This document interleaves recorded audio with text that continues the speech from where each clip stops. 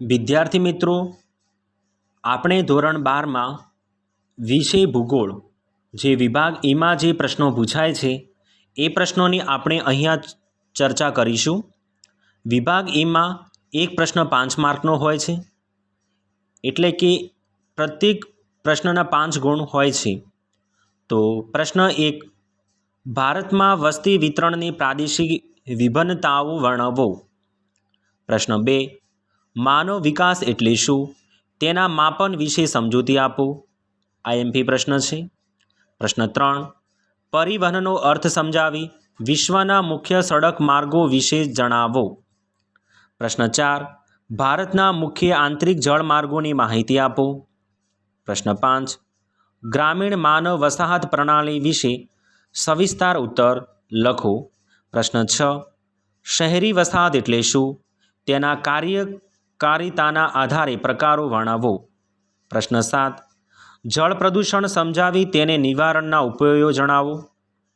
પ્રશ્ન 8, ભૂમિ સંસાધન સાથેની જોડાયેલી સમસ્યાઓ વિસ્તારથી સમજાવો. પ્રશ્ન 9, માનવ સંસાધન વિશે વિગતો જણાવો.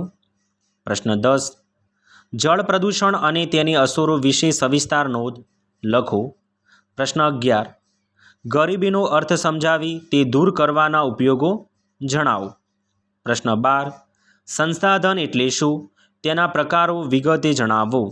પ્રશ્ન 13, પ્રદૂષણ એટલે શું, પ્રદૂષણના પ્રકારો જણાવી ગમે તે એક પ્રદૂષણ વિશે સમજાવો. પ્રશ્ન 14, બંદરોના પ્રકારો જણાવી ફેરબદલી માટેનું બંદર અને ફેરબંદર વિશે ચર્ચા કરો.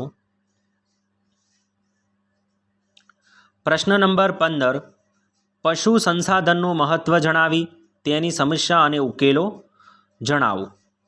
પ્રશ્ન 16, નકશા પૂરણી. 1, સૌથી ઊંચું જાતિ પ્રમાણ ધરાવતો કેન્દ્રશાસિત પ્રદેશ પંડુચેરી. પ્રશ્ન 2, સૌથી નીચું જાતિ પ્રમાણ ધરાવતું કેન્દ્રશાસિત પ્રદેશ દીવ દમણ. પ્રશ્ન 3, સૌથી ઊંચું જાતિ પ્રમાણ ધરાવતું રાજ્ય કેરળ.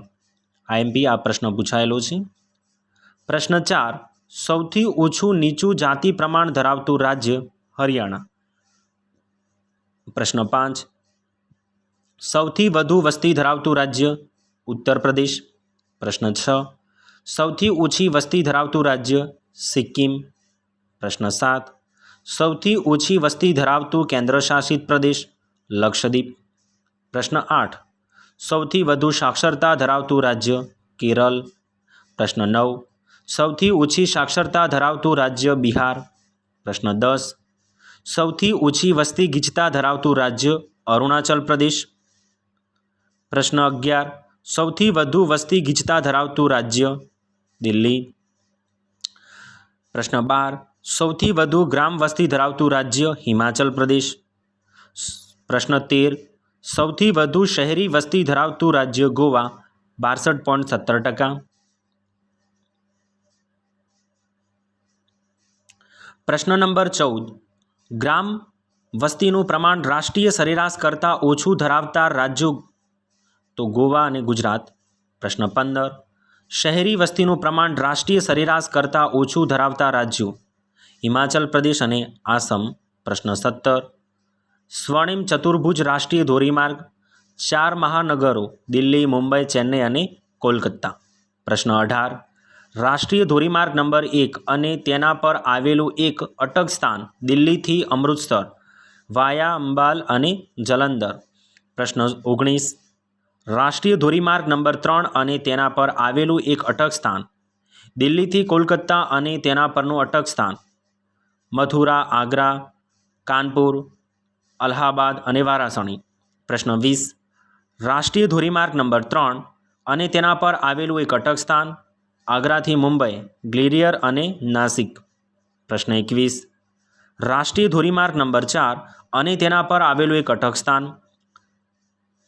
થાણા અને ચેન્નઈ એટલે પૂર્ણ અને બેલગામ. પ્રશ્ન 22, રાષ્ટ્રીય ધોરીમાર્ગ નંબર 5 અને તેના પર આવેલું એક અટક સ્થાન કોલકાતાથી ચેન્નઈ.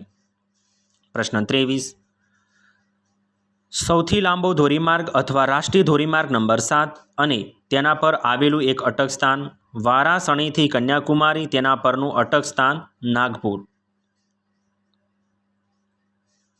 પ્રશ્ન 24, રાષ્ટ્રીય ધોરીમાર્ગ નંબર 8 અને તેના પર આવેલું એક અટક સ્થાન.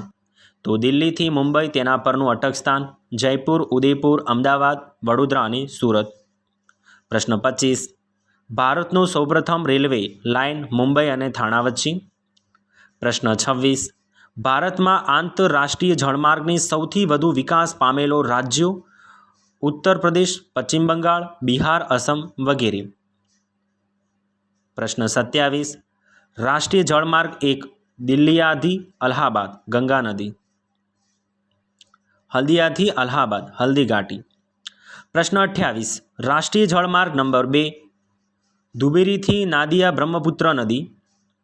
પ્રશ્ન 29, રાષ્ટ્રીય જળમાર્ગ નંબર 3 કેરળ રાજ્યમાં ઉદ્યોગ મંડળ નહેર અને ચંપાકાર નહેર. પ્રશ્ન નંબર 30, રાષ્ટ્રીય જળમાર્ગ નંબર 4 કાકીનાડા અને પંડુચેરી નહેર, ગોદાવરી અને કૃષ્ણા નદી. પ્રશ્ન 31, રાષ્ટ્રીય જળમાર્ગ 5 ઓરિસ્સા રાજ્યના તાલચર ધારા નહેર અને છરબતિયા ધારા માર્ગ, બ્રહ્માણી નદી.